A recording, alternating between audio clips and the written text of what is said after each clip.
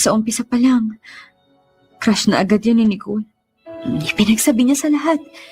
Siguro, para makarating rin sa kaalaman ng lalaki, para lumakas ang loob nitong ligawan siya.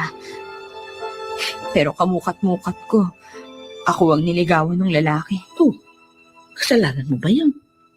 At nagalit na siya sa iyo? Naging nobyo mo ba yung lalaki? Hinasted ko ho yun. Kasi nga, secretly in love na ako nun kay Harold. Ay, binasted mo naman pala eh. O anong pinagpuputok ng butsi ng Nicole na yun? Nasaktan ho siguro ang pride niya. Na siyang pinakamaganda, pero hindi siyang niligawan ng lalaking gusto niya. Kaya umisip siya ng paraan para siraan ako. Yun ba yung inilagay niya sa yung bag, yung wallet ng isa ninyong kaklase? Yun na nga ho. Dahil ako ang class president, ako po ang nagrekomenda sa advisor namin na isa-isang tignan ng bag ng mga classmate namin.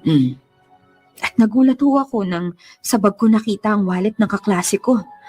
Halos matunaw ako sa kahihiyan. Pero bandang huli, narinig ni Elias. Sinong Elias? Si Ella ho. Narinig niyang kinasabot lang pala ni Nicole yung kaklase naming naglagay ng wallet niya sa bag ko.